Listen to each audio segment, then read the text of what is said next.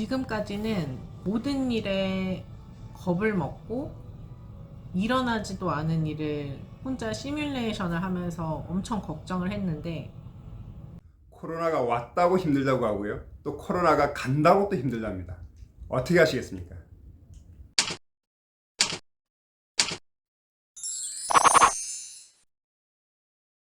안녕하세요. 마음단단 연구소의 최단단 소장입니다. 이제 코로나가 점점 가려고 하고 있죠. 이럴 때 조심해야 됩니다. 왜냐고 하면 코로나가 왔을 때는 전체 다가 힘드니까 힘든 줄 몰랐는데, 코로나가 가면 누구는 또 좋아지고 누구는 힘들어지니까 이때는 또 상대적으로 박탈감이 올 수가 있습니다. 그래서 굉장히 조심하셔야 되는데, 우리가 이렇게 어떤 마음이 무너졌을 때 스스로 일어나기가 힘듭니다. 그래서 제가 운영하는 것이 체면 멘탈 코칭인데, 과연 이 체면 멘탈 코칭으로 어떻게 바뀔 수가 있을까? 그래서 사례를 하나 오늘 말씀드리려고 합니다. 이 사례 되시는 분은 30대 후반입니다. 30대 후반의 여성이고요. 그동안 사회생활을 하지 않고 아이를 키우다가 한 3개월 전부터 이 사회생활을 하게 된 거죠. 사회생활을 하게 된 이유는 남편이 이제 직장 갔다 왔는데 계속 아픈 거예요. 그러면서 스스로 생각이 들더란 겁니다. 야, 이거 남편이 직장을 못 나갈 수도 있겠구나. 그럼 나라도 돈을 벌어야 되는데 어떻게 벌까? 그렇게 생각하면서 직장을 얻었는데, 지금 3개월 됐는데 매일 운다고 해요. 아마 업무가 이 전화를 걸어서 마케팅을 하는 그런 업무인 것 같은데, 계속 사람들하고 관계 때문에 울고 또 운다 그래요. 근데 외면적으로 봤을 때는 원래 이 어렸을 때나 젊었을 때는 그런 성격이 아니었던 것 같은데, 어느 날 뭔가 어떤 무너지거나 아니면 그 가정 생활을 하면서 자기 본연의 어떤 그런 모습들이 없어지고 그냥 안으로만 들어가는 그런 성격이 된 것 같은데, 이분이 지금 저한테 체면 멘탈 코칭을 1세트 6회를 받으셨습니다. 그래서 많이 변화가 됐는데, 어떻게 변화가 됐는지 그 사례들을 보여주면서 사람이 어디까지 변화할 수 있을까? 물론 이건 체면 멘탈 코칭이지만 어디까지 변화할 수 있다는 그런 자신감이 생기면 지금 여러분이 현 상태에서 조금만 노력을 하면 뭔가 바뀔 수가 있다는 거죠. 그것이 어떤 지식을 더 많이 배워야 되고 뭔가 다른 사람들하고 관계에서 뭔가 개선이 돼야 되는 것이 아니라, 나 스스로의 마음을 바꿈으로써 내 인생 전체 에너지가 높아지고 뭔가 삶이 바뀌어진다는 것을 보여드리고 싶습니다. 한번 천천히 보시면 굉장히 의미 있는 내용들이 많을 겁니다. 천천히 한번 보시죠. 체면 멘탈 코칭은 일회기가 60분 정도 소요됩니다. 체면 멘탈 코칭이라 해서 체면만 하는 것이 아니라 처음에 상담을 하고, 두 번째로 이 무너져 있는 마음, 그 마음을 불러일으키기 위해서 동기부여 강의를 하고, 그 다음에 거기에 관련되는 자기 암시문이나 출사표 같은 것을 쓰면서 또 행동으로 하게끔 합니다. 그리고 스피치 훈련도 하고 그것을 녹화를 해서 매일매일 보도록 하고, 그렇게 마음을 불러일으킨 이후에 체면을 하고 체면 이후에 상담을 하게 되는 거죠.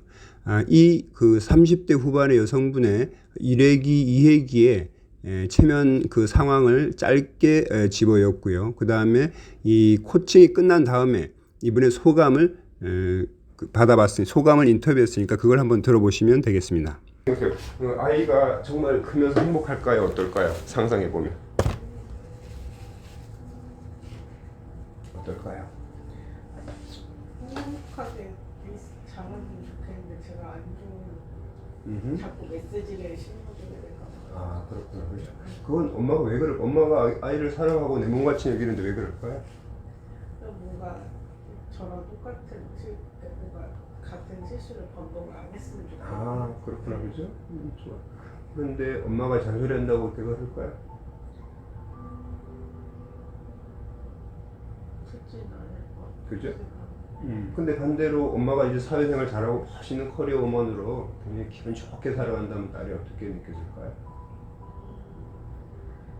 저를 자랑스러워요. 지금 선생님 저한테 아빠 엄마가 자랑스럽다고 그랬잖아요. 그죠? 그 어려운 일을 통해서도 다시 일어섰다는 게.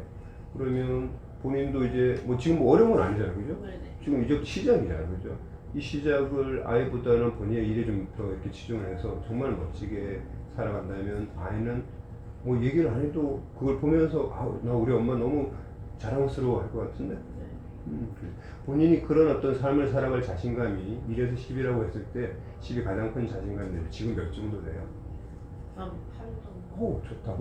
그죠? 자, 이제부터 과거와 완벽하게 다른 현재부터 먼 미래까지 선생님은 이제 완벽하게 틀려져요. 그렇게 완벽하게 달라져서 자신 있고 당당히 살아가는 모습을 완벽하게 크고 진하고 하고 그려보세요.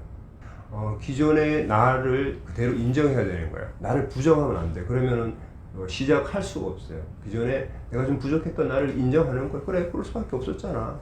그냥 선선하게 인정하세요. 인정하고, 그거는 뭐 그럴 수밖에 없었다고, 이제부터 나는 완전히 바뀐다는 그 느낌을 가지는 거예요. 그 과거를 무시해버리면 과거가 자꾸 선생님을 괴롭힐 거예요. 내가 너라니까. 그렇기 때문에 그대로 인정하세요. 그럴 수밖에 없었다.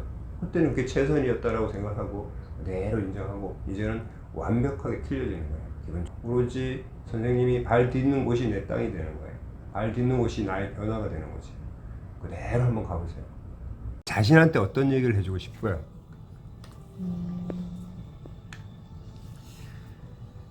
지금까지는 모든 일에 겁을 먹고 일어나지도 않은 일을 혼자 시뮬레이션을 하면서 엄청 걱정을 했는데, 이제는 내가 걱정한다고 해서 바뀔 게 없으니까 에라 모르겠다, 일단 부딪히자.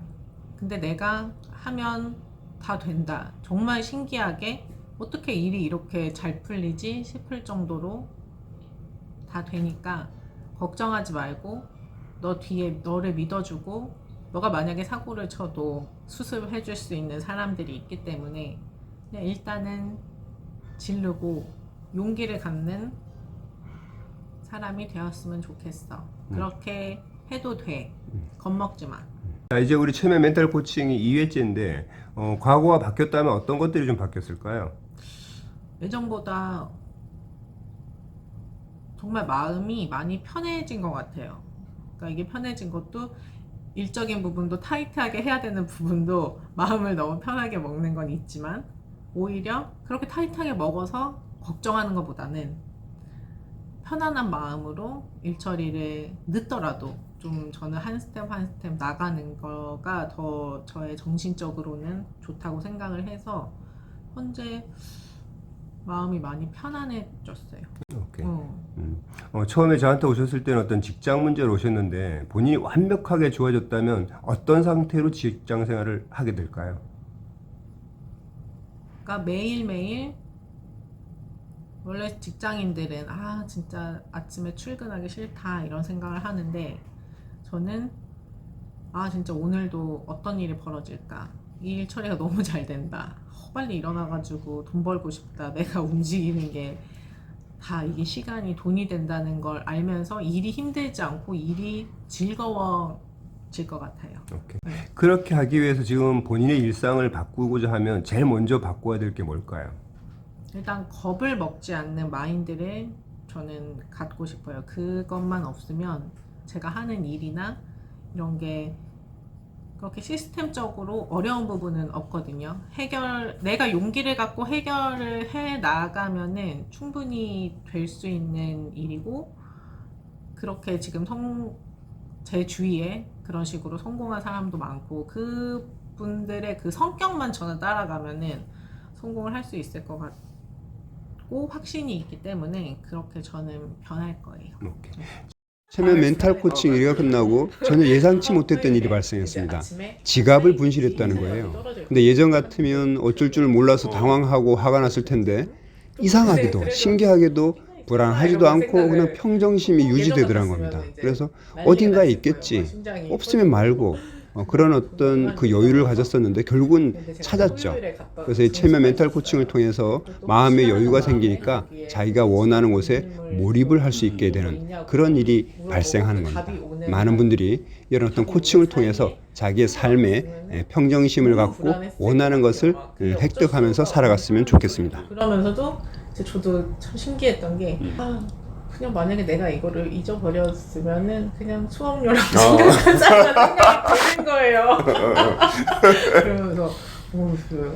그러면서 이제 어딘가에 그러니까 안 잊어버렸을 거야라는 믿음과 혹시나 뭐 잊어버려도 그래 내가 그냥 수업료 내고 다시는 평생 정신 똑바로 차리고 챙기라는 수업료구나라고 생각해야지라는 생각이 드는 거죠.